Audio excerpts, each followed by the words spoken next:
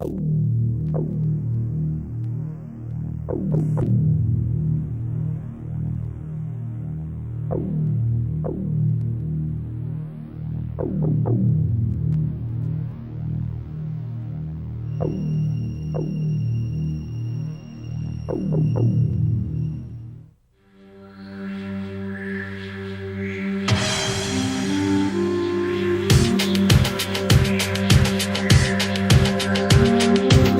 are still places on Earth where towering snow-capped mountains and vast untamed wilderness invite modern-day hunters to push the limits of hunting adventure.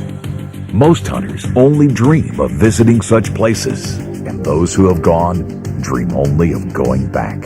This Extreme Adventures edition of the Outdoor Life Adventure video series takes you there. As the first hunter ever to complete the North American Super Slam and the Ultimate Slam of North American Big Game using only a muzzle-loading rifle, Jim Shockey knows what extreme adventure is all about. You'll go with Jim to places that most hunters only imagine, and you'll see some of the most extraordinary hunting excursions ever recorded.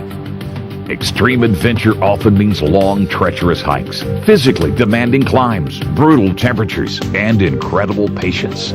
But the rewards often include the most impressive big game animals on Earth. These special edition videos let you experience extreme hunting adventure, including what it's like to be face-to-face with a bull moose or in the path of a charging black bear. You'll endure the physical and emotional demands of those who seek trophy ram and mountain goat, and you'll witness the extreme conditions of hunting polar bear in the Arctic, hundreds of miles from civilization. Get ready for this very special Extreme Adventure edition of the Outdoor Life Adventure video series.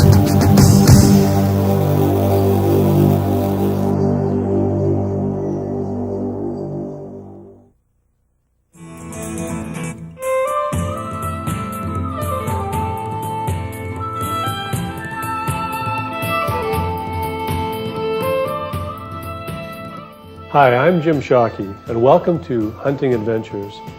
You know, the hunters in the olden days, I think, were a little tougher than us hunters nowadays. Don't ask me why I think that. But they'd go out for adventure as much as they would for the animals. And not just the wheel falls off the wagon type of adventure or the raft tips over in the river type of adventure. They went looking for the adventure in the sense of the spectacular scenery, the camaraderie, the magnificent animals. I think in today's world, we tend to gloss over that. We want to get out there, you know, our goal is to get the animal, get back with as few glitches as possible. But there's more to hunting than that. And this tape is about rediscovering the adventure in hunting. The first place we're going to go is to Alberta for a mule deer hunt.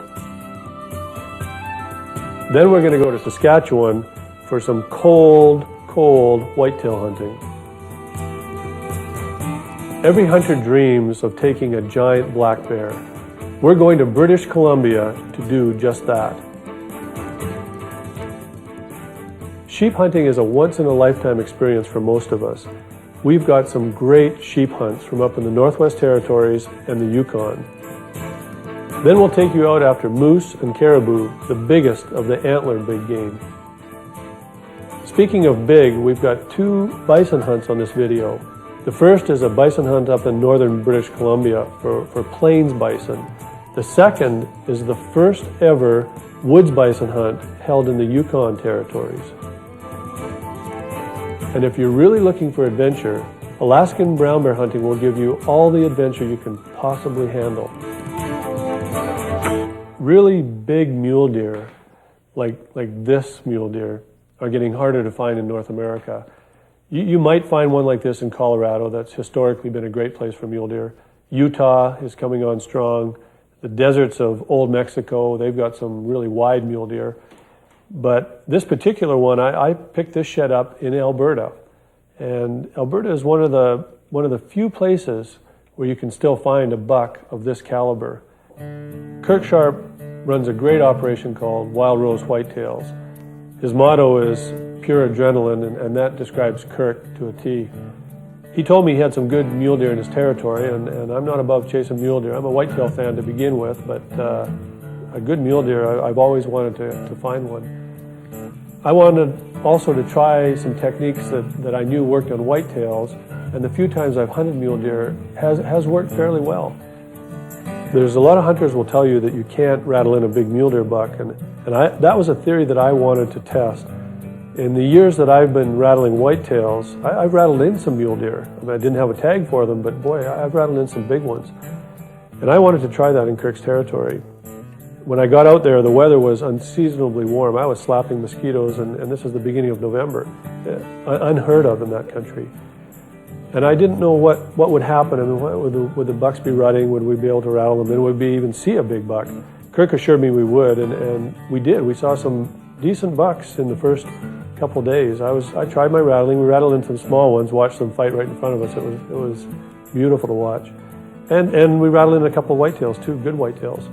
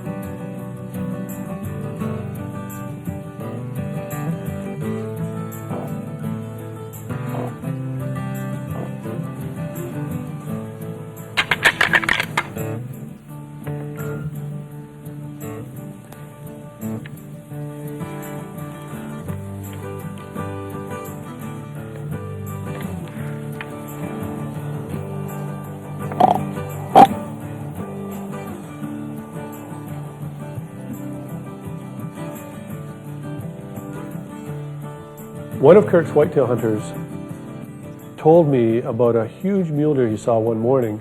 He was in a stand, one of Kirk's whitetail stands, and they'd seen this mule deer quite a ways away come out of a small bluff of trees. So that's all I needed to hear. On the third day, I went up with my guide, and we found the wind was the wrong direction to set up and rattle. The wind was blowing right into this bluff. The only way we could get there was to go around this whole, about a mile-long walk around the bluff and come in from the backside. We did, and we set up. It looked perfect. The sun was shining, and it just felt right. One of those times when you know as a hunter, this is going to work.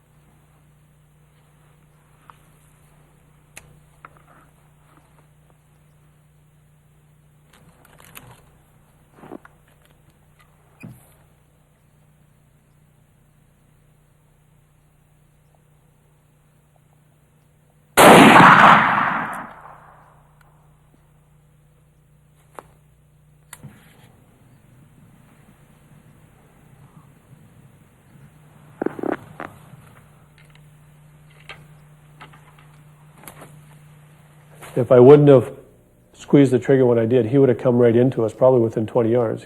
But at 50 yards, I knew I could make the shot. It's not my favorite shot, a straight-on shot on any animal with a muzzleloader, but with the rest, I was confident.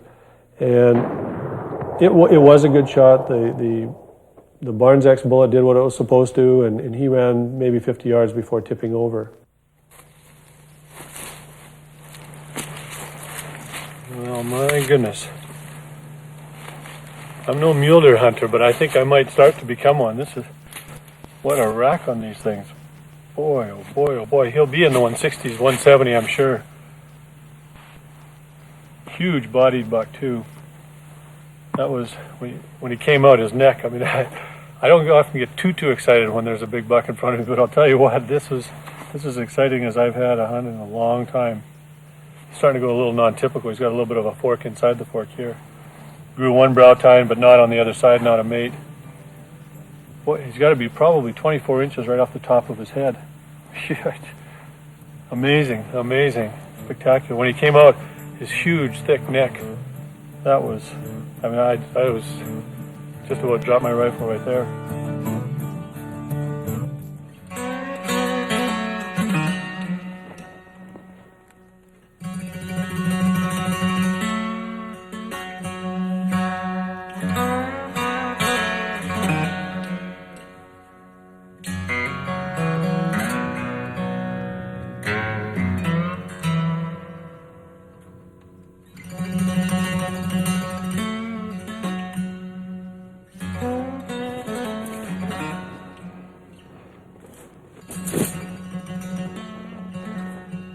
Bent one of my struts. I went down to California. We drove down actually with my wife and children. My daughter and wife wanted to go shopping. There's something called designer discount stores or designer something or other stores. And Brandy and I, my son, we went off looking for Tule elk with Nolan. Now Nolan's ranch is an absolutely monstrous ranch. I'm going to guess it's 74,000 acres, huge anyway. And they take some of the biggest Tule elk. Well, and that's an oxymoron because Tule elk are the smallest of the elk species, supposedly. You know, I looked at them, I thought these things were awful big. I mean, I was seeing 300-point bulls, 300 Boone and Crocker point bulls most days. To get on them was a son of a gun. I mean, some of these elk live in the flattest country, just like this whitetail country I'm hunting for out here in Saskatchewan. I mean, flat, and the elk are out in the middle of it. And, you know, I'm supposed to sneak up with my night muzzleloader, pretty tough. So Nolan took us up in their break country. It's big, deep gullies and canyons, and you know, last thing I needed in a 106-degree temperature was nice long hikes every day. I mean, I'm used to this, not that. God sakes, I was half the time wanting to have a siesta. I can understand why those people do it. But we were on elk every single day. I mean, big elk too. Just like I said, couldn't close the distance.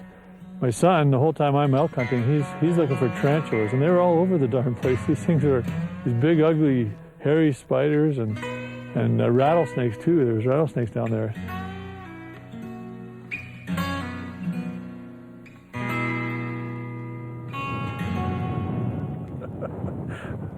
I don't have a big enough gun for that.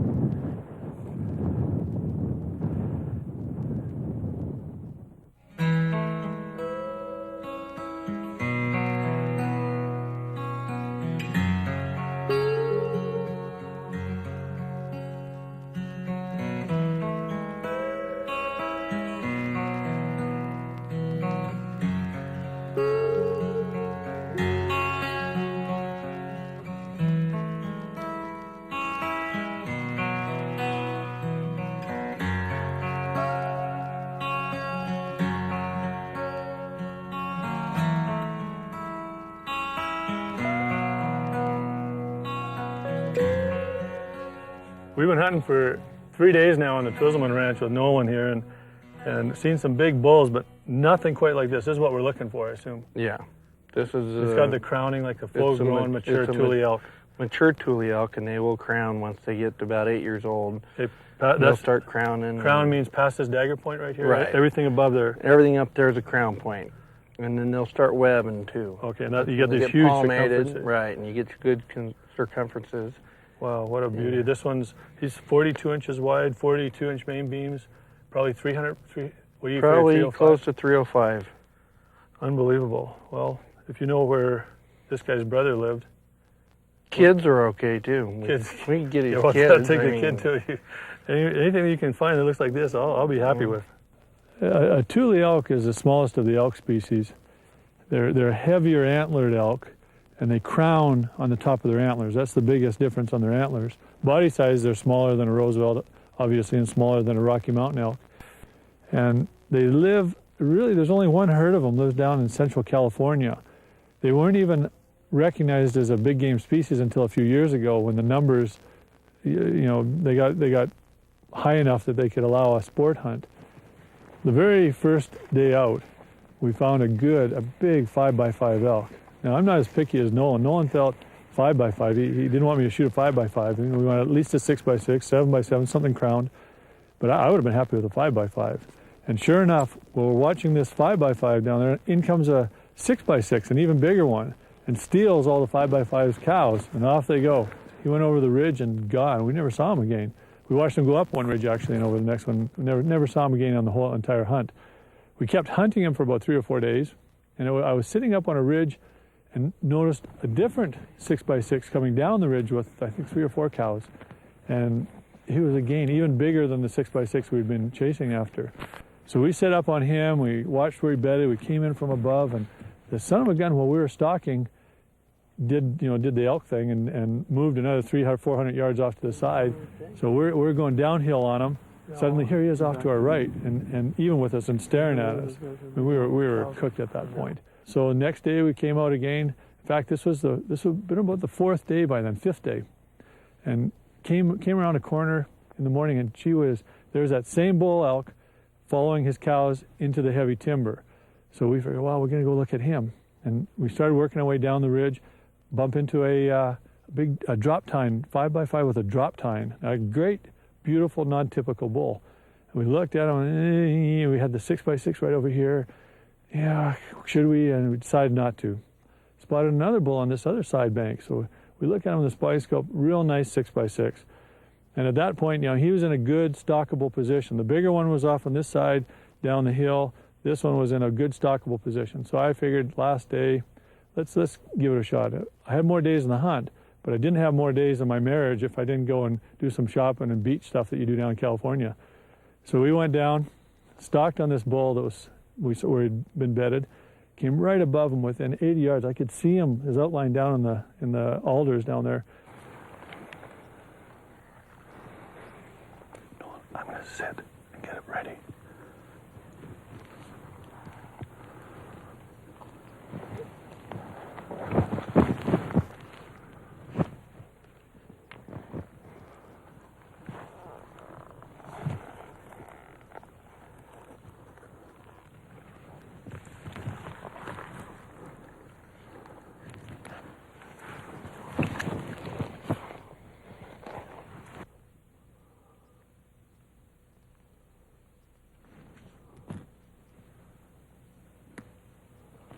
I don't think it'll be too much longer, Johnny. He's gonna stand up.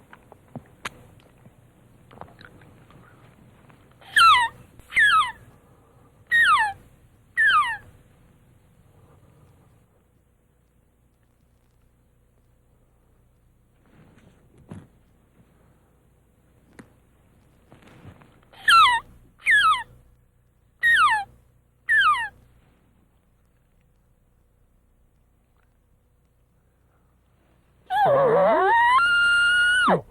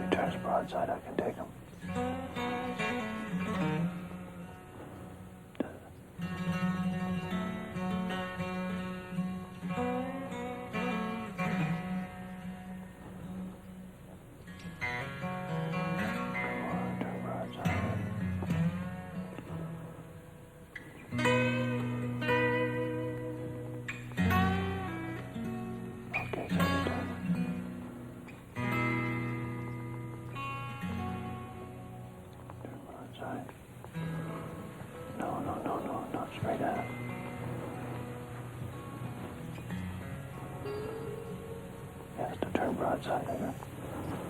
Don't have a shot.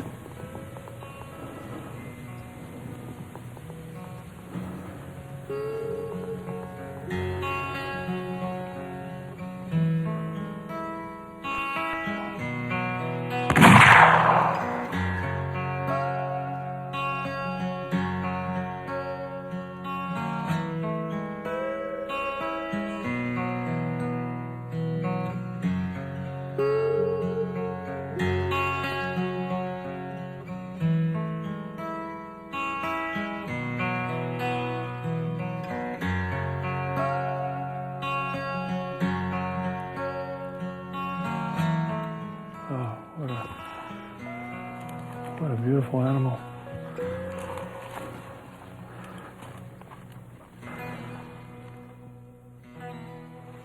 What a magnificent animal. Nolan, thank you for guiding me on the Twizzleman Ranch. Thank you for coming. We saw so many bulls. And we got one with muzzleloader. It didn't look like we were going to, but... well, I've never had a muzzleloader hunter, and it's a little tougher than oh, yeah. I thought it would sure be. It is, yeah. Anyone says they're like modern rifles doesn't come out here and hunt like this. No, It is definitely tough. not.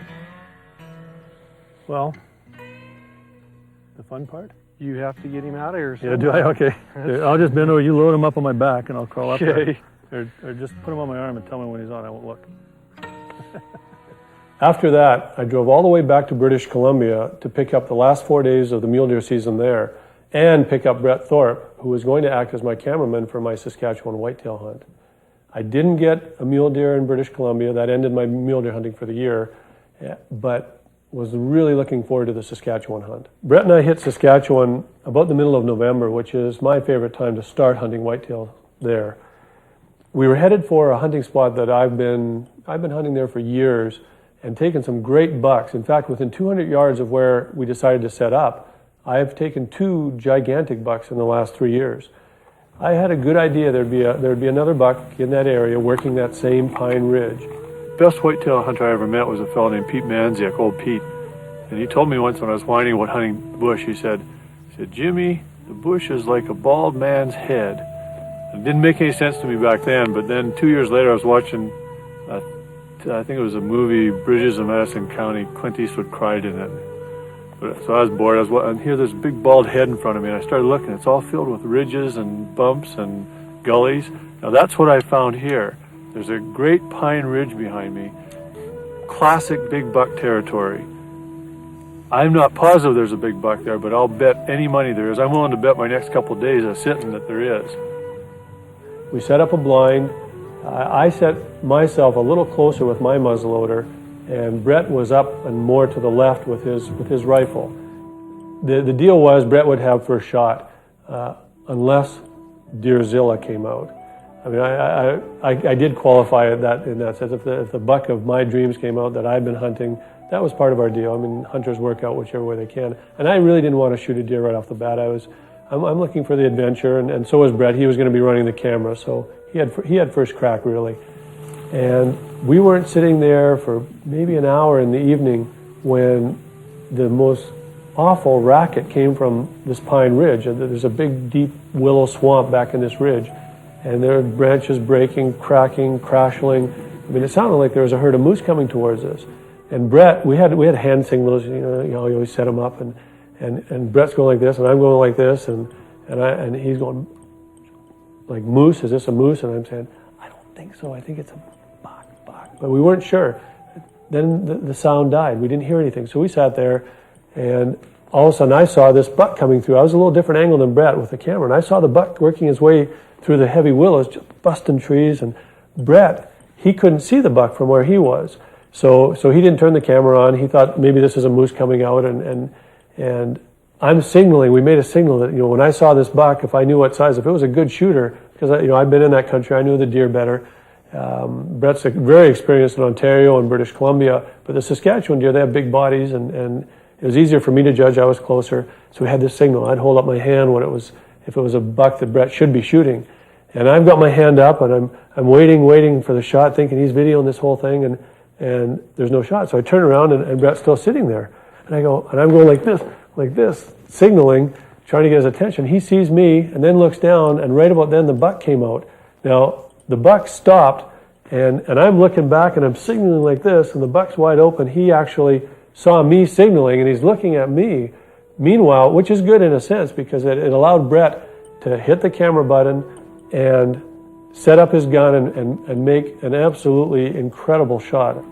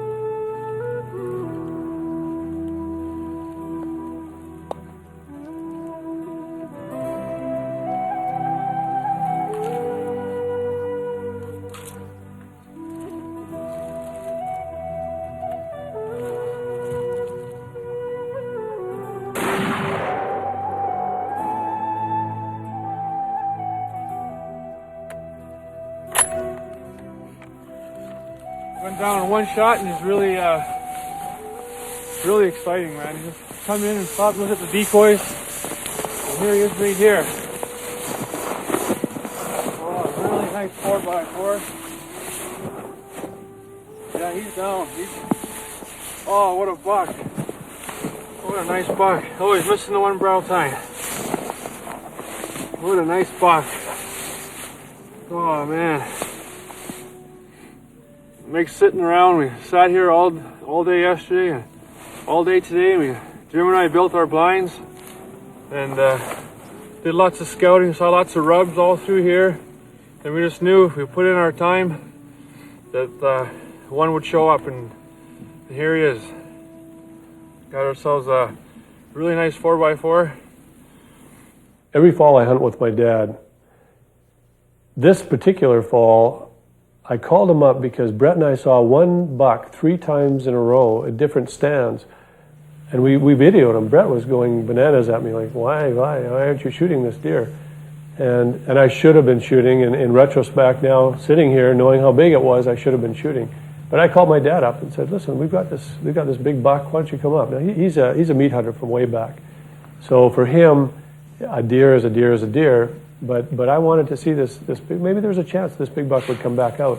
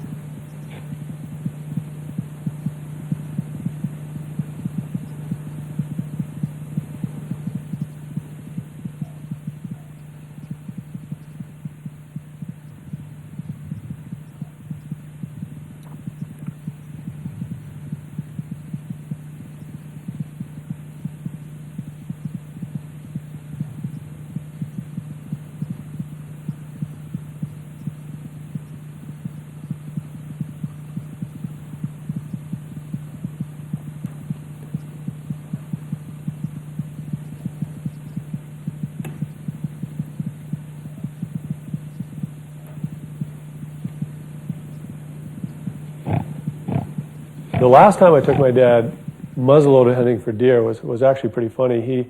He, as I said, he's a meat hunter, and I had him out early in the morning. They used to push bush during the day. I mean, there's none of this early in the morning waiting on stand. But I dragged him out of bed, and we went out there in the dark. The moon was out, and set up on this beautiful spot. The coyotes were howling as the sun came up. It was gorgeous. Shooting stars coming across the sky, and then the deer came. There was 3 of them. And I went, Dad, okay, take him. And Dad, take him. Dad, sound asleep. He never heard any of it. I nudged him. He came up. Picked up his muzzleloader. Boom. He looks at me and says, "Best hunt I was ever on." Missed the whole essence of the hunt, but it was a great meat hunt for him. So I called him up for this deer hunt. Usually we'll go hunting mountain goats or moose somewhere. But calling him up for another deer hunt with a muzzleloader, I approached this hunt with some amount of uncertainty because of that first experience hunting deer with my dad in a muzzleloader. But in this case, it worked out really well.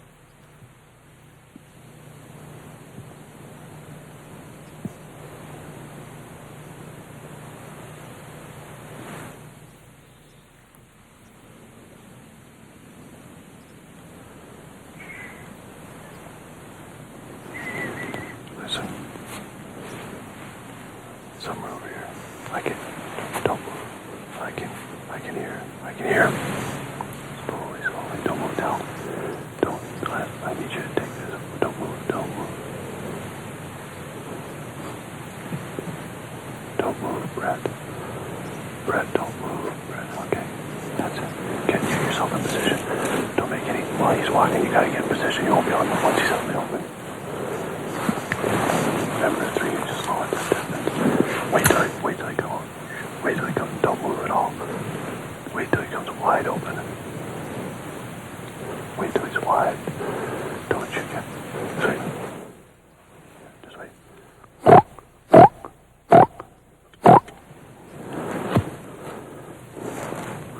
Just wait. Are you ready to shoot? Okay, take him anytime. Sure. Yes.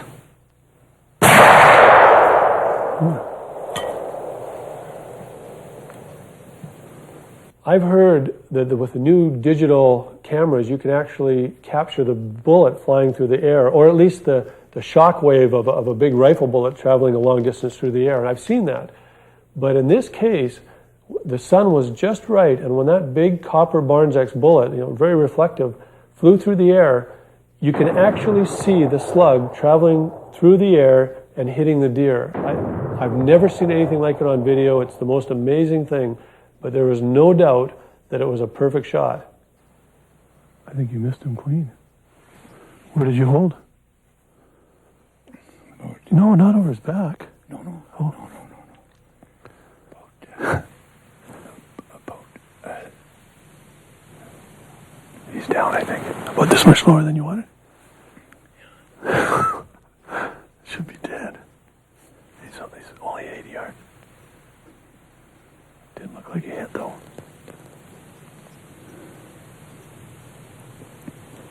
I had about pretty well halfway up his body.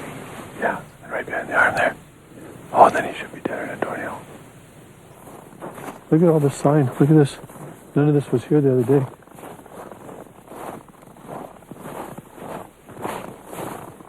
Here's another running track here. Here's a bit of blood right here. Right there. Where's his next running track? There's a bit of blood right here. Right from here. I've never seen a deer do this. There he is. There he is. Hey, father. Oh yeah. Jeez, he's a whomper. Look at him.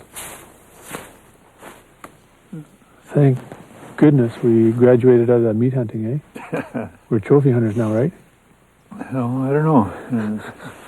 You didn't like getting up in the dark, listening to the coyotes, seeing the shooting stars? Yeah, I like listening to skies. Sure, it's part of it. So it's part of hunting. And it was awake the whole time, right? You didn't miss any of it? Yeah, I had a little nap there. Yeah. Yeah, you know what? You just woke up in time is what it is. Yeah. Man, oh man, oh man. Look at the G2s on that thing. Yeah, it's fun. But it's the mass, eh? That's why everyone comes up to Canada, like Saskatchewan, Alberta, Manitoba, just for that mass that you got on this thing. Yeah, they're sure gnarly old guys, eh? Yeah. But they're sure something to see when you see them like that, when they don't know you're around, eh? Don't have a clue. They're not startled. Yeah. They're just the way they are. Yeah.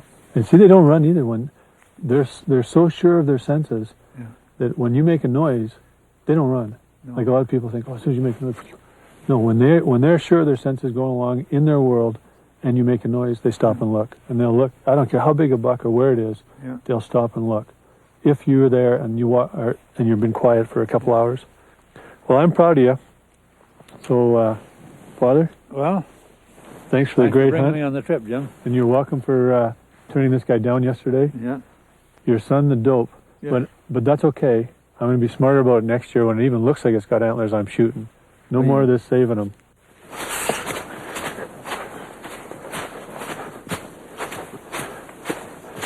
You know, now I could be wrong, but I'm kind of having to feel or wonder who's doing most of the dragging here. One thing us hunters try not to do is admit when we make a mistake, and I made just a horrendous blooper. We'd set up on stand and waited for this buck. Actually, we'd seen him in the morning. He'd come out of on a big cut line with a power line, and I watched him rub a telephone pole. I mean, you're talking a pole this big. This buck comes on, he walked off. It was too far for me to shoot with my muzzleloader. Good rifle shot. I went down there and checked it out just to see what. And there's tracks all over. This buck had been crossing through this ridge by this telephone pole day after day after day. It looked like. So we set up for the afternoon hunt, and we hadn't been there for maybe an hour, and here he comes. He comes walking right out of the bush.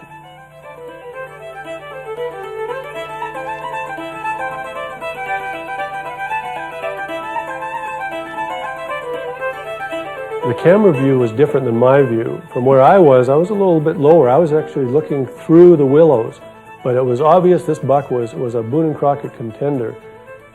Brett could see the whole buck wide open, so he was waiting for the shot, and I couldn't get a shot until finally I thought, oh boy, I think I can squeeze one just over top of the willows, but I misjudged the distance. The problem with muzzleloader hunting is you've got a rainbow trajectory.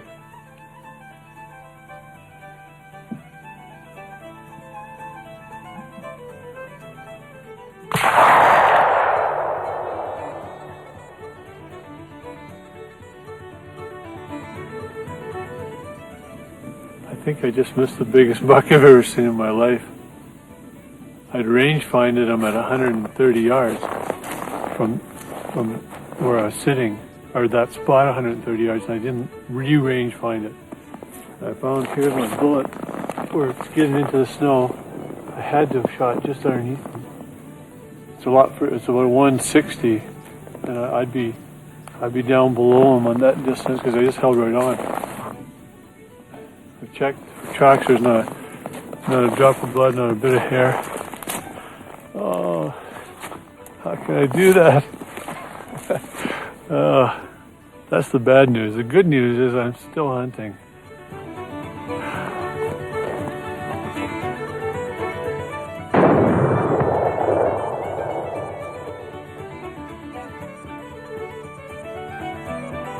I firmly believe if you see a big buck in one spot, stay there. He'll come back. Or if he doesn't, another one will. And that goes year after year after year.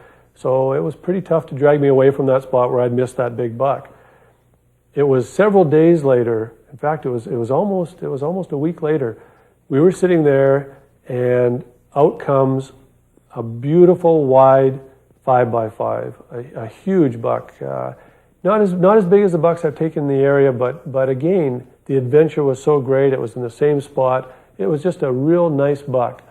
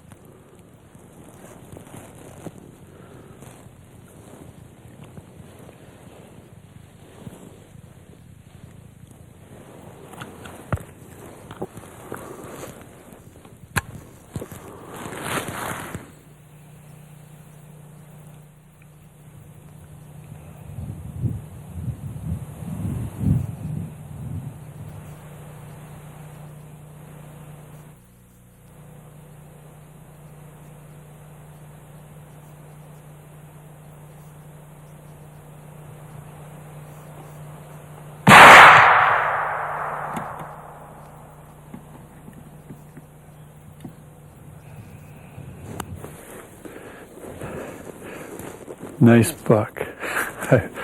He's about 100 yards from where I was sitting.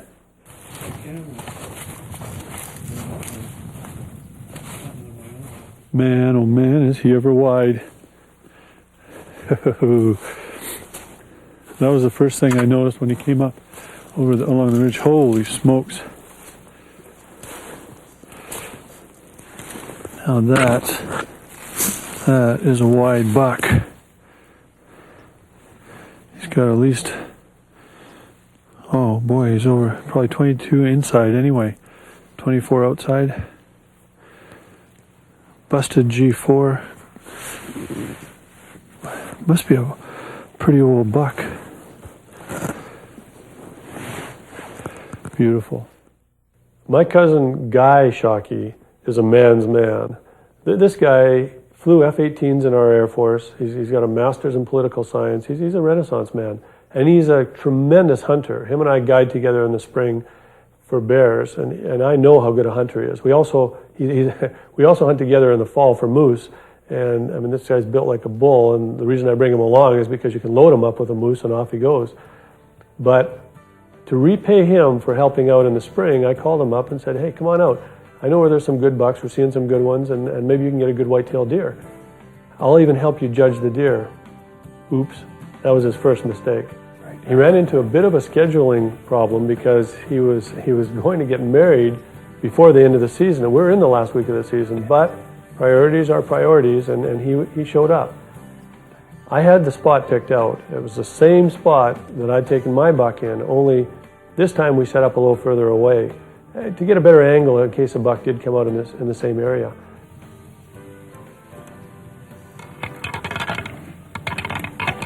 We were sitting there blabbing away, and maybe even some of us were snoozing, when out of the bushes comes what looked like a beautiful big buck. Now, judging whitetails is tough. Judging any animal is tough, but whitetails can be really hard. And I've had a lot of experience, supposedly more than Guy, and I thought it was a good buck. And it is a good buck. Anytime you take any deer, any animal, that's a trophy. So this buck comes out, and I call it as a pretty decent buck, and I pull the old guide thing. Boy, he sure looks beautiful in the sunlight. Look at the sun glinting off his antlers. Doesn't he look great? I never really said he's a big antlered buck.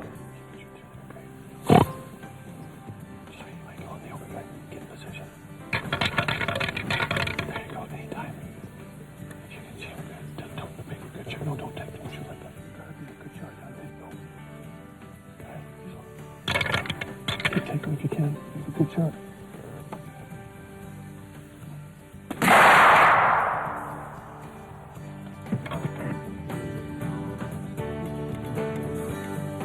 Very nice shot, Campbell. All right. Man. What a gorgeous buck. I think this might have been the one we saw the other evening. In the same place here? Yeah. He came up with two does. All right. You know how long it's been since I've shot a decent whitetail buck? Years and years. Guy and I had a chance to catch up on our stories over the season. We hadn't hunted together actually since the spring bear season when we both guide on the north end of Vancouver Island. I own Pacific Rim Guide Outfitting, and we take some of the biggest black bears in North America. Certainly, my territory has the highest density of black bears. I would argue with anybody on that. In North America, it's an amazing thing to see. We see an average of 10 to 20 bears a day. We've been doing it for years, and our clients get an opportunity to hunt big black bears in a magnificent setting. The ocean's close by. I mean, we eat crabs. It's fun. And the bears they take home are some of the biggest, as I said, in North America. Spotting and stalking is so much different than sitting over bait. You get to see the bears acting naturally, behaving naturally, and some amazing behavior actually. I've seen them rolling rocks on the beaches for the little crabs that live under the rocks. If you turn over a rock on a beach, there'll be 20 or 30 little crabs underneath there, and they lick them all up. I've seen them climbing trees. When a big boar goes after a sow or after the cubs, they all head up a tree, climb a tree to get out of the big boar's way. And he'll wait at the bottom for hours for those cubs or the sow to come down. They do predate on each other. So the big boars kill the sows and the small cubs. I had a guy one time ask me, do bears swim? And I said, oh, no, very, very seldom, because we never see them swimming. And we were in the boat. We happened to be boat hunting. And 5 minutes later, there's a bear swimming right across the ocean, a big channel. And we caught him on the video just for the last couple of minutes of that swim. I mean, I was the biggest liar in the world. But these are things that you wouldn't get to see if you were stuck in a tree stand. Wheel glass logging slashes or beaches or slides down the mountain. But our first hunt of the year, we went out in the boat with a hunter from down in Kansas. His name was Terry Romans. And you want to talk about adventure, this is it.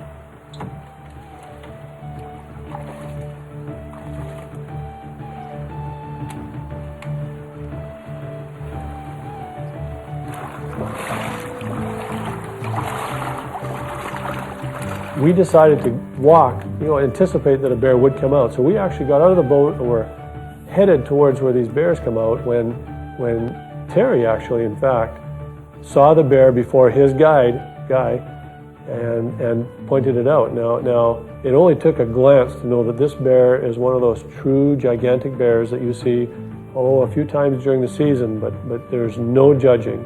Black bears can be the toughest animal in the world to judge. But when you see a truly big one, you know it instantly, and we knew it. Terry knew it, Guy knew it, I knew it, and unfortunately, it was too far from my camera lens to pick it up from the distance. It was a good half mile away, and we had to stalk across the mud flat. Something you have to be careful about, because if the tide, when it goes out, that mud flat, you don't know if there's spots in there where it's all quicksand and muck. You can disappear up to your waist in a heartbeat, and that's not the problem. When the tide starts to come in, that's the problem. And as that water rises, and it does happen, and you can't pull yourself out of that muck, so you've got to be very careful. I'd done it before, so I knew there was a trail through this mud flat, and we got to the far side. Guy, this bear, they knew the bear, you could tell, was coming along the edge of the trees and was going to maybe cut back into the timber and disappear. They don't stay out for long, especially when it's a little sunny out. They're black, they heat up. So Guy and Terry set up to take this shot. The bear was working his way towards us, obviously a gigantic one. Terry's using a .375. I'm a big fan of big guns, and so is Guy. We're the ones that have to go in the bushes to dig these bears out once they're hit. And a big gun like a .375 will keep a bear down out in the open.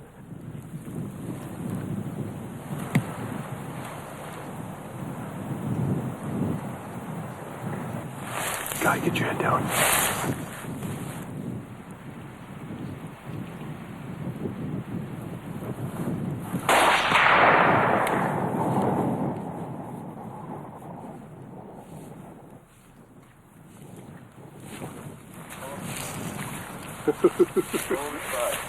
You owe, Guy. Shake hands. Shake hands, Guy. That's your name.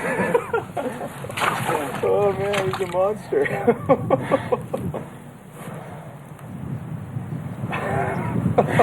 Way to go. Yeah. Excited? Yeah. Just right. Keep being excited. This will be in the top 5 biggest bears of the year unless something really weird happens. I would bet. I don't know. I'm just guessing. It would definitely be in the top 5 biggest of mine. What a big blockhead. Top 5 biggest of yours. Oh, you're so full of crap. It's the top biggest of yours, and you know it.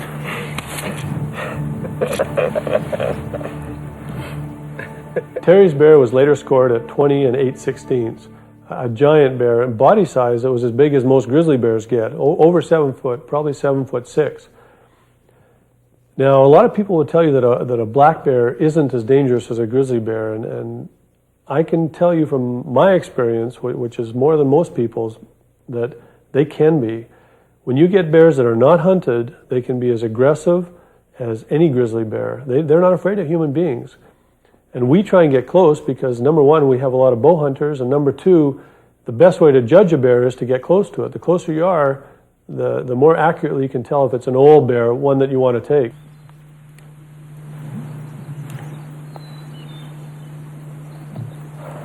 Oh, he's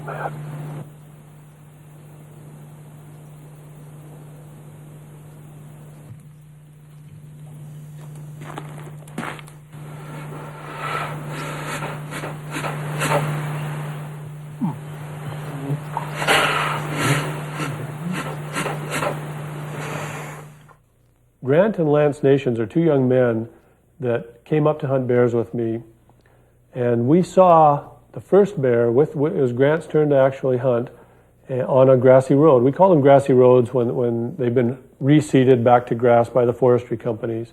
And the bears love those type of roads because there's fresh grass. I mean, they're not eating salmon in the spring.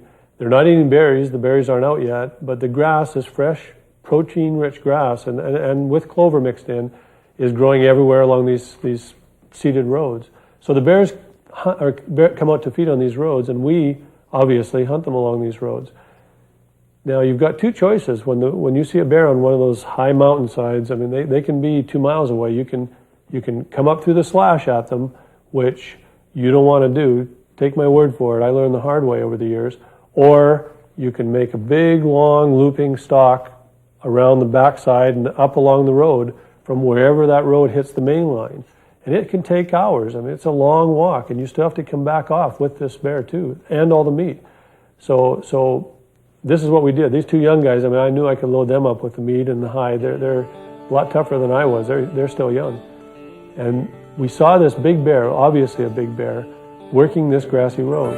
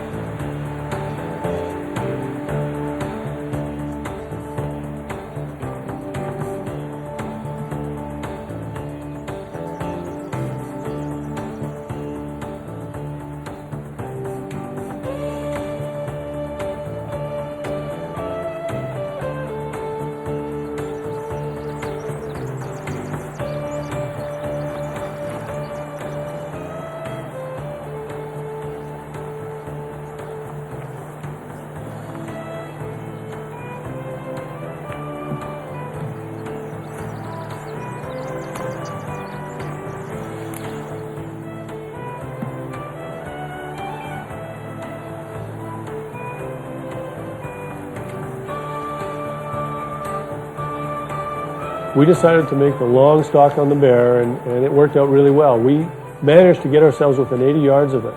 Lance was working the camera, did a great job. Grant was using a relatively small rifle. Now, there'll be some guys, before you get your hackles all up, a 30-06 to me is a relatively small rifle because, as I said before, I'm the one that has to go in the bushes to find these bears. And 30-06, 270s, they're just a touch on the small side. It can do it, but the shot's got to be perfect. The angle's got to be just right. Now, Grant, you've got to remember, it's his first bear hunt, and the bear, he could have taken this bear through the front shoulder and dropped it right there, but, you know, I was holding him back, and he wasn't comfortable with the shot, so we waited. We wanted that bear to turn broadside. But do you think it would? Not a chance. It the whole time kept its head towards us, kept its shoulder towards us. It wasn't going to give us a broadside shot.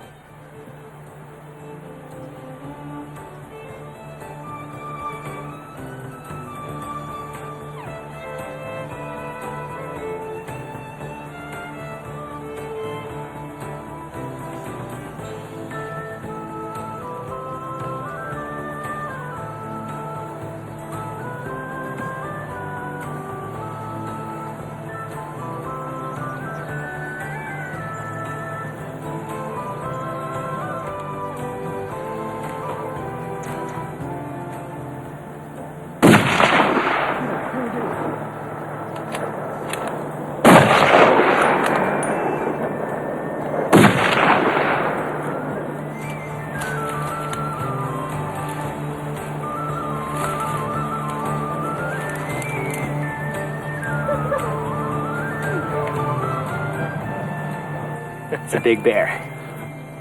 All right, it's good. Way to go, Shocky. It was exciting. Wow, what a bear. It was fun. The next day it was Lance's turn to hunt. Now Lance told me, he said, I'm not the world's best shot, and that's, as a guide, I appreciate that. It means we have to get closer to the bear. And he was also shooting a 270, so I knew we had to get really close to this bear. And that's what we did. Now, unfortunately, judging bears is not an exact science. And we'd seen this bear cross a road and go up through a small slash and into the old growth. And when I saw the bear, the first cross across the road, I didn't know how big it was. I thought, oh boy, it looks big, but. So I walked over there, and one of the ways I can tell whether a bear is big or not is the scat, the bear scat. And small diameter scat means a small bear, big diameter means a big bear. And that, I saw small diameter scat, so I think to myself, this probably isn't a big bear, it must be a small bear. But he looks big, so let's go closer, Lance. We'll go right up to the bear as close as we can. The bear went up a ways and actually bedded down and just watched us climb up towards him. I mean, this bear in another day could be a real serious problem bear. He was not afraid of human beings. That's obvious.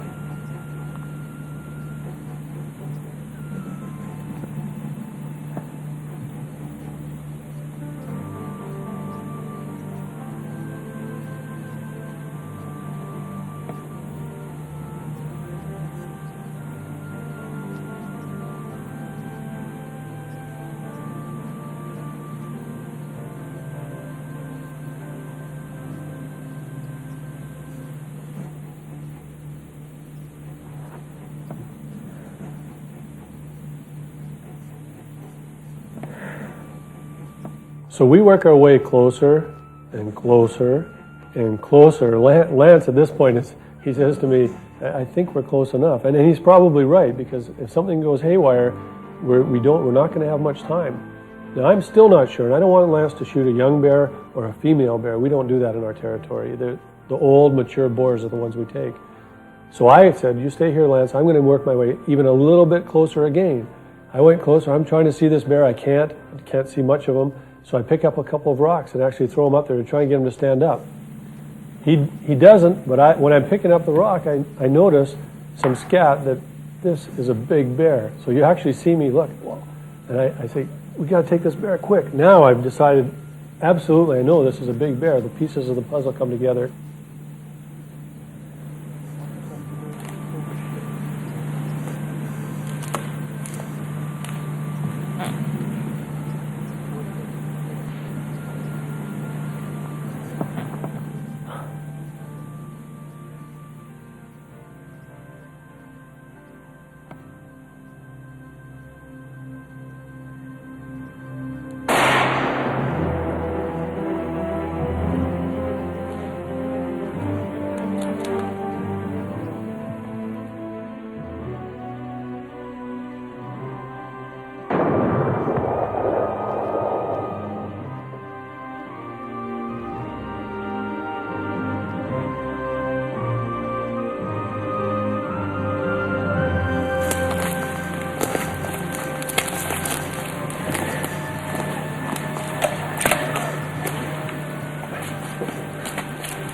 No kidding, man. He's an aggressive bear. Did you see him when he was stood up and started going?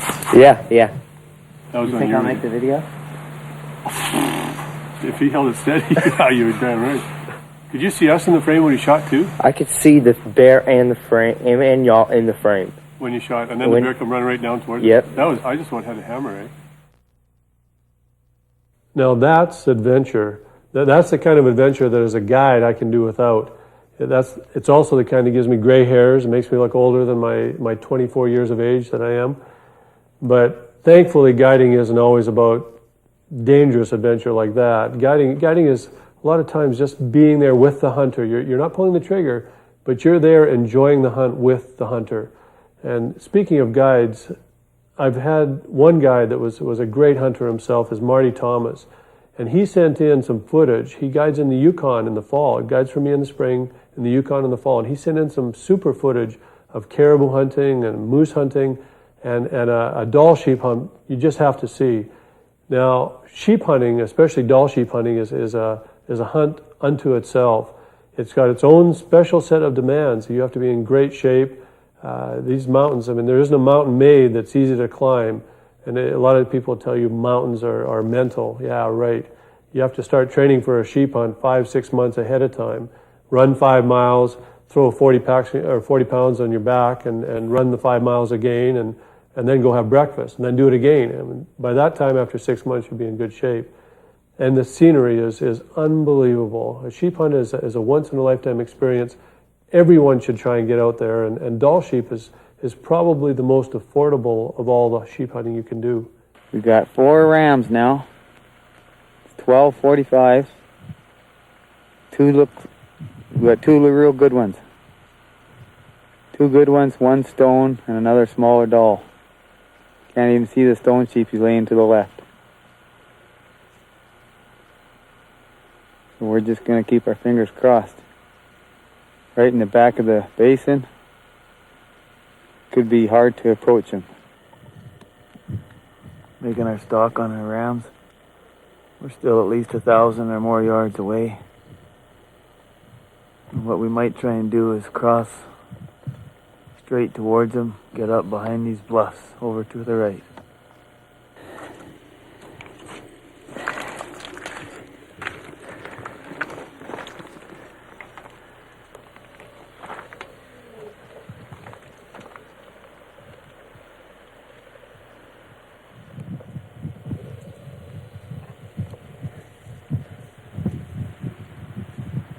Right over to there. That's where we have to get to. There's a big white ram. Anytime you're ready. Right now.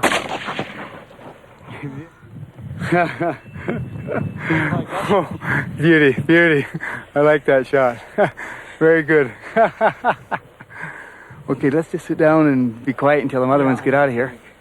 One good wide full curl in there.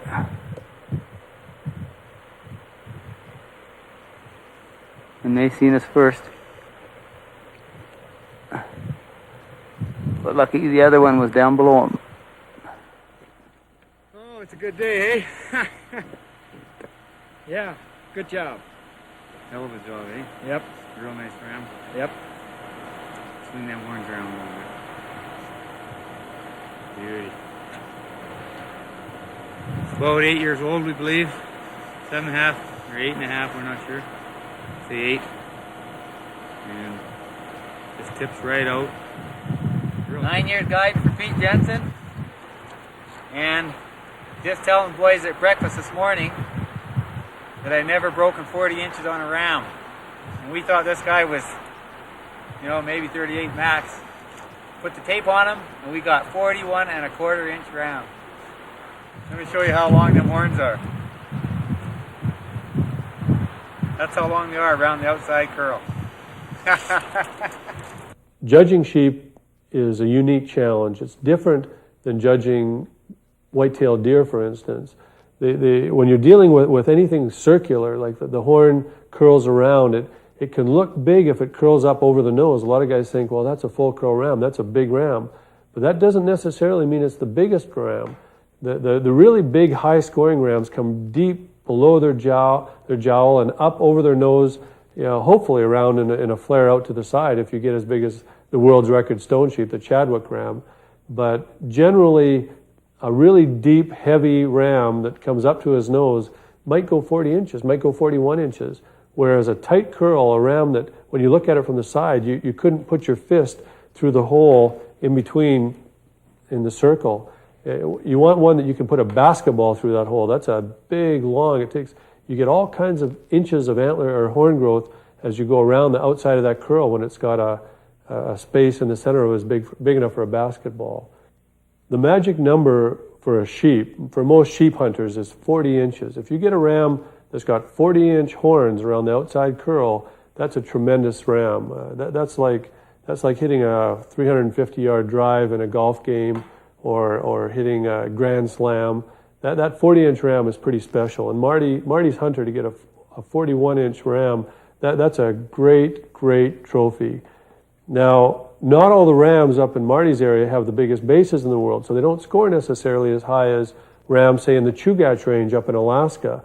The rams there genetically are endowed with heavier horns, so they may not be quite as long, but if they're heavier, they score higher.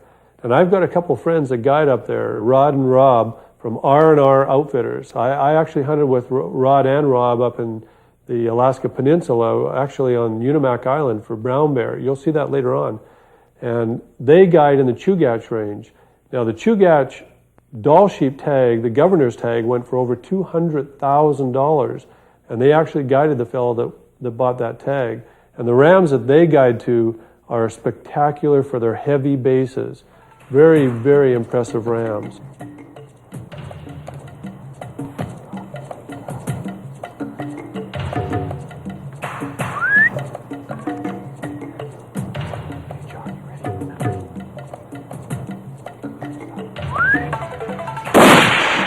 Boom.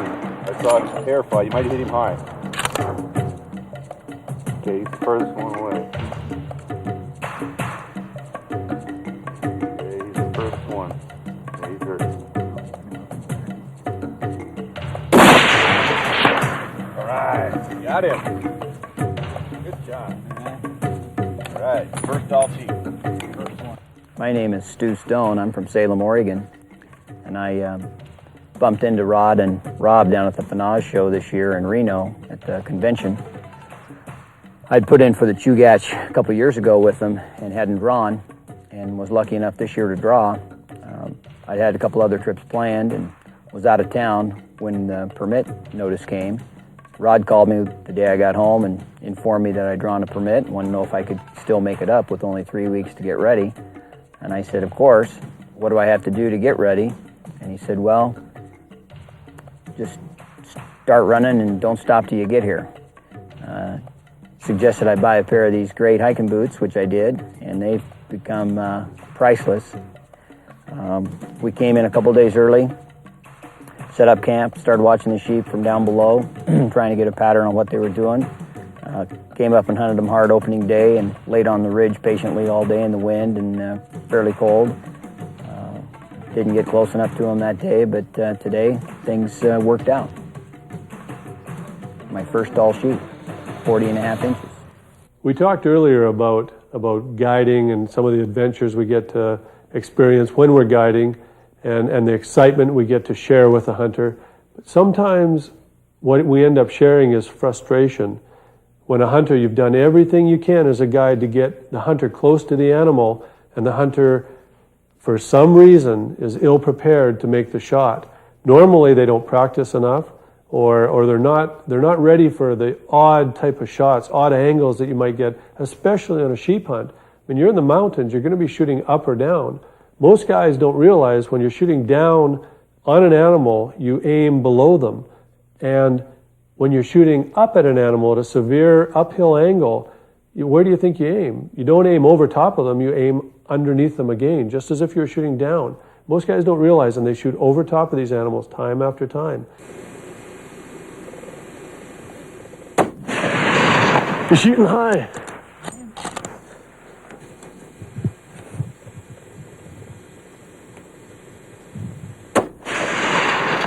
That frustrating hunt was sent in by Ken Kitzman, but thankfully it turned out well in the end. And also, thankfully, Ken takes his camera up in the mountains. Ken and Marty, and the R&R guys.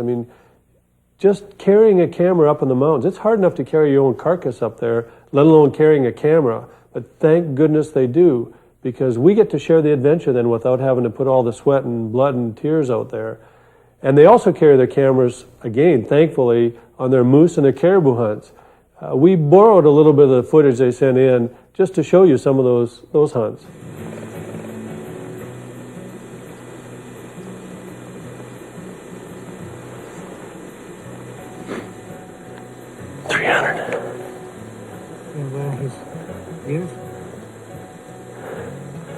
In the shoulder. It's the front one, right? The one on the right.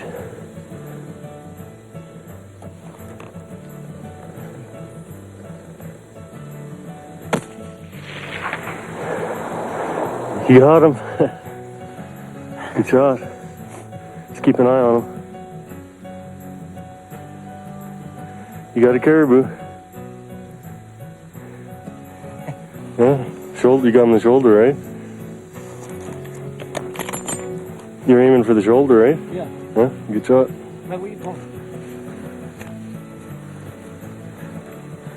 Good tops, eh? Big shovel. Nice. Day 6 today. We've got about a 45, 46 inch bull moose coming into camp here. Thinks these horses look pretty good.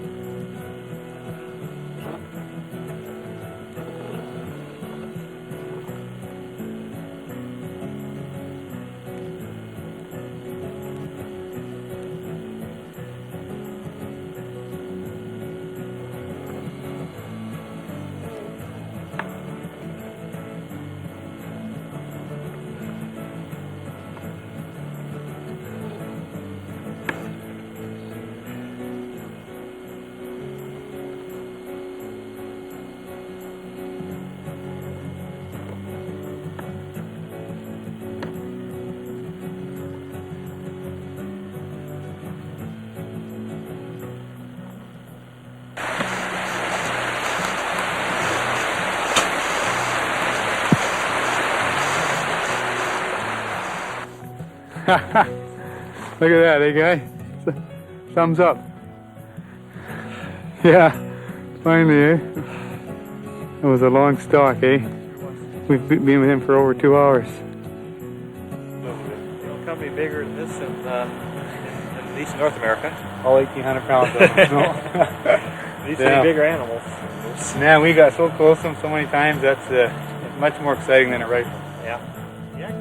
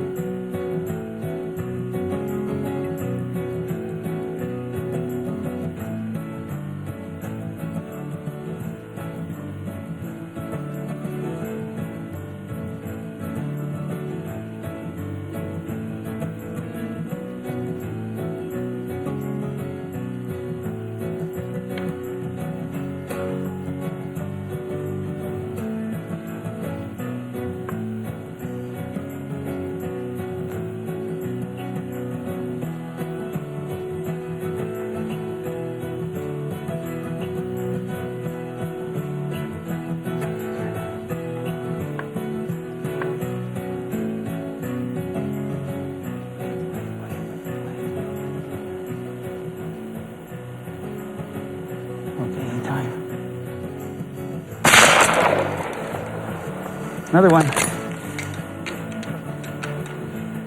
Yeah. Oh, oh, you did her, guy.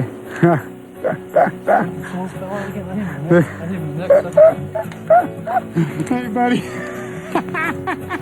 Thumbs up, man. You got yourself a big bull.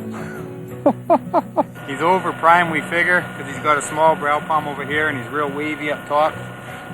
And he's just huge, the bell on this guy, eh? God. You got him. Keep an eye on him. This one? Yep.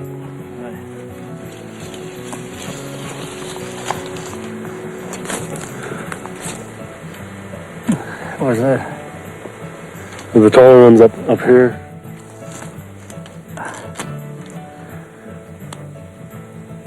There's 60 there. They're done. You got a 16-inch moose. I'm a happy guy, Yep. believe me. I'm happy too. I'm a happy guy. Only one problem. There's only one problem. How are we going to get this thing down there? We got 4 days.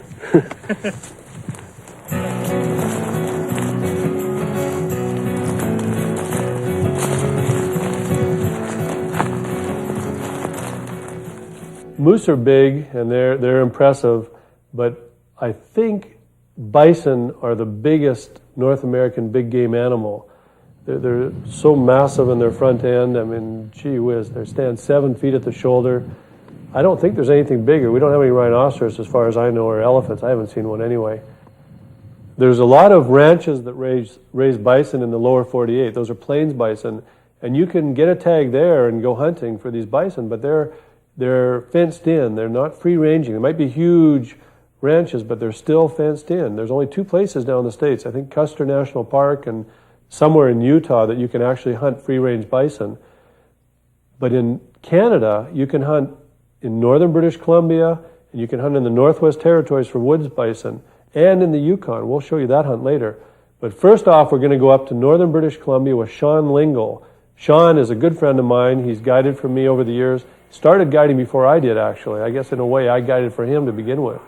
And Sean was thoughtful enough to take his camera with him on his bison hunt when he was drawn for the special plains bison hunt in northern British Columbia. This hunt is deep snow in late December, and it is cold. And nowhere, it's not a place you want to take a camera. Thankfully, Sean did. And look at the footage he picked up. What a hunt. I mean, he saw more bison on this hunt than most people will ever see in their lifetime. And where do you go to look at a bison other than a park? These are free-ranging bison and monstrous animals, like I say, standing 7 feet at the shoulder.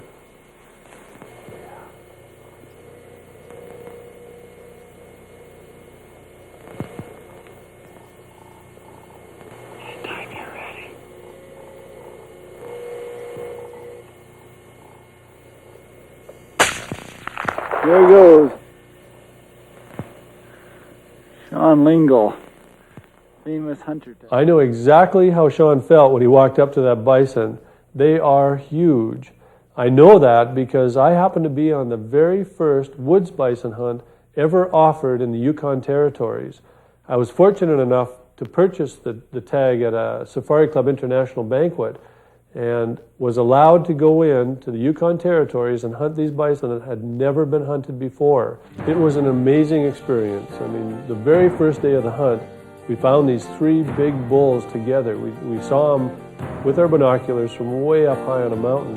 We were on snow machines and went down as close as we dared, well, as close as we legally could, which was about half a mile, and stalked in on these bulls. They were not afraid. They'd never been hunted before, obviously. And certainly we were so insignificant, we were nothing to fear.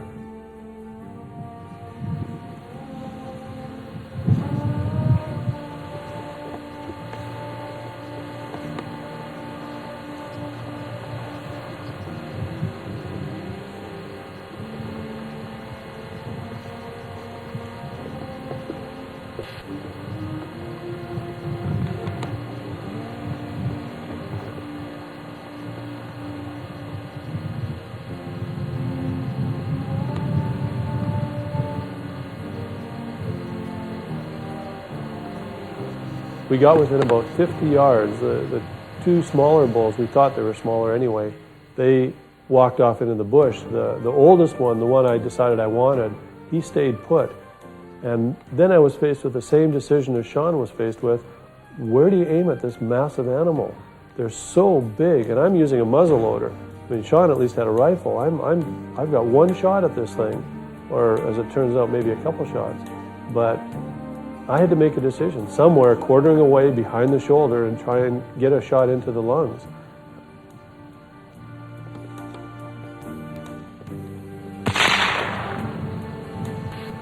As it turned out, the first shot was maybe a touch far back, but it certainly stopped the bull. He went about 50 yards, but we didn't know that.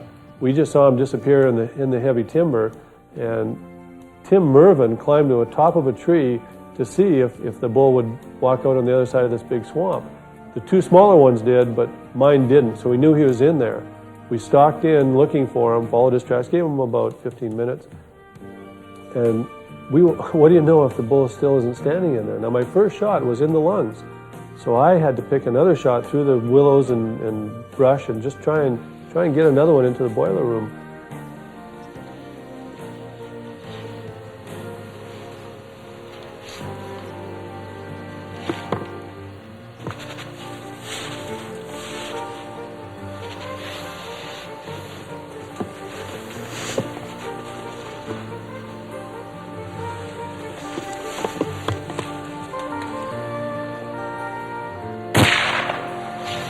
He stood up, went a little ways, we went after him again, and we found the bull. And my goodness, when you walk up to it, it is an impressive animal. Their head alone has to weigh over 100 pounds. This thing was so big. Luckily, we had enough light left in that day, we got done about midnight, to quarter that whole bison out and get him back up to our vehicle. It was quite a process and quite an experience, and definitely a real adventure. Last, but absolutely, definitely not least, is my Alaskan brown bear hunt. An Alaskan brown bear hunt with a muzzleloader. Now, any of you that have the Shockey Secrets video would have seen this hunt before, but not in this way. It was exciting then, but you have to watch this time with me explaining what was going on to really appreciate it. I mean, brown bear hunting is an amazing experience. These are the largest carnivores in the world. Some might say a polar bear is, but arguably the Alaskan brown bear, Kodiak brown bear, the same animal, one and the same, are the largest carnivores. Now, these brown bear are basically grizzly bears that live along the coast. They're genetically identical to the inland grizzly bears, but because of their food and habitat, they grow to a much larger size. They say that a full-grown mass of the largest brown bear can be over 2,000 pounds. And that's a ton. You're talking larger than the largest moose, as large as the bison we were looking at. These animals, and I can tell you for a fact, when you see one up close, they are frightening. They'll stand right up to your chest when they're on all fours. Standing on their hind legs is you're looking straight up. It's a one-story building in front of you. And bigger when you're looking at these things through a scope. It's a frightening experience. Now, I was drawn for the Unimac tag, which is, there's 15 of them given out a year, and I was lucky enough to get one of those tags, about 20 to 1 odds. And I hooked myself up with R&R Outfitters. They're one of the 2 outfitters that are allowed to guide on Unimac Island. I landed in Coal Bay on the peninsula, and from there we took Rob Jones and Rod Shoe's souped up Super Cubs to Unimac Island. We landed right on the beach, walked in to a knob, maybe a 4 or 5 hour hike back in, set up our tents and stayed there for 20 days. Now, this was supposed to be a 14-day hunt, and we were seeing up to 14 different brown bear a day. That was, I think, 2 or 3 days we saw 14 different bears. Most days we saw at least 2 or 3. I've never seen anything like it. You can go on brown bear hunts and never even see brown bears. We were seeing them everywhere. We were seeing them right in our camp. Now, after 20 days, we had to make a decision. We'd seen the biggest bear I've ever seen in my life 5 different times during the hunt, and that's the one I was really had my heart set on. But we just couldn't, this bear was too smart, and I just couldn't get close enough with my muzzleloader. At one point I was 80 yards away, but the wind was too strong and I was afraid to take the shot. A muzzleloader bullet will pull over 8 inches in 30-mile-an-hour winds at 80 yards, and I didn't want to take the risk with one shot at a big bear like that. So, but we had to make a decision. We were all married, and we knew our wives may or may not be waiting for us if we didn't get home. Remember, this was supposed to be a 14-day hunt. So I made the call. We found a really good bear. He turned out being about a 9'7" bear, which squaring-wise is a big bear. Most bears, any brown bear that goes over 9 feet is big. At the time, we didn't know. We knew he was a good bear, and we decided to make a stalk on him. Now, he was fishing. He came down to this stream. We'd seen him once before. We knew him because he had a really large head on him, and he was recognizable, fairly skinny bear. And we went down after him, Rod and I, while Rob and the cameraman stayed up high and videotaped this hunt.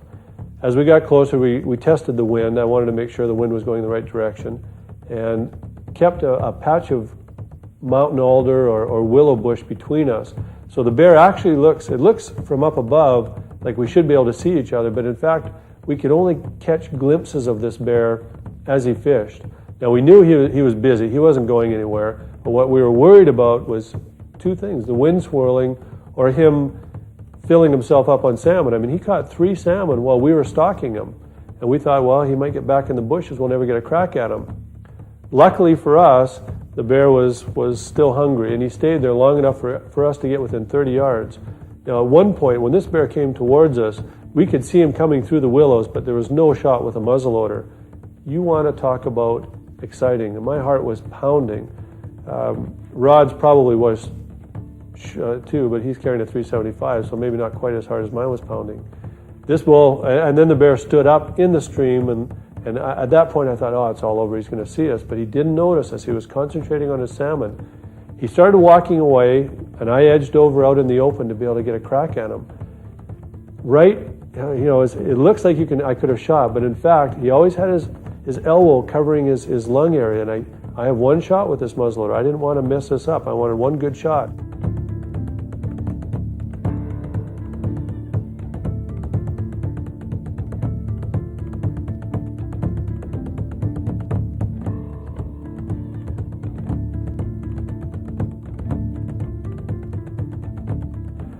He finally turns, and just as he turns, you can see the bullet hit him.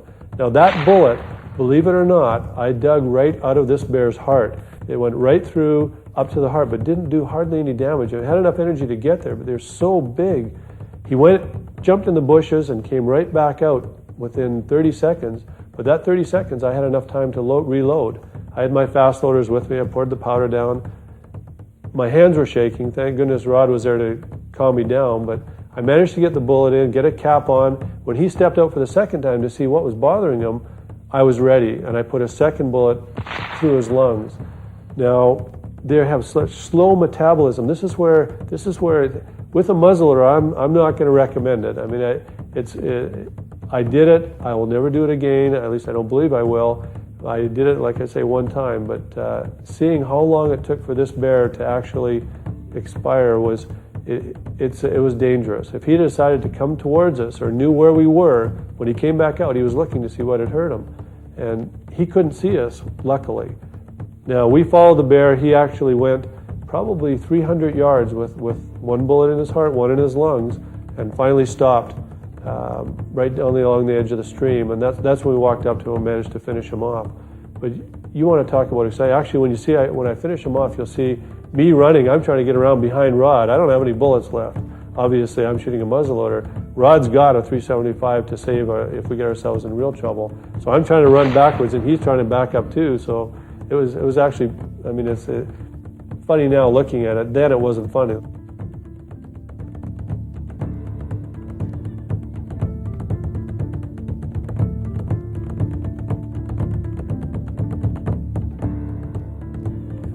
And that's kind of the nice thing about the island is that's how they control the population. And what makes the hunting so good is it's one of the densest populations in the state for brown bear, and they only let 15 permits out a year. So that's how they maintain the good population. And that's how you guys manage to get bears this size for all your clients, including clients that come with pup guns. Muzzleloader, right? Yeah, and not just the bears. There's the fox, and of course the wolves we saw. Boy, caribou. Yeah, the wolves were gorgeous. I mean, pure white wolves. I mean, I've never seen anything like that. Yeah. And close. Yeah. We probably saw 3 or 4 different wolves.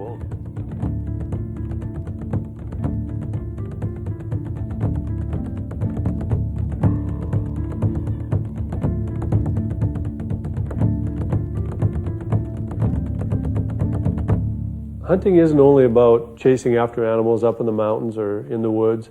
Hunting is about the adventures you have getting to those mountains and to those woods, and about the interesting people you meet along the way, and about the camaraderie once you're there and the spectacular scenery. Hey, I had a great time making this tape, and I hope you enjoyed watching it, and we'll see you next time.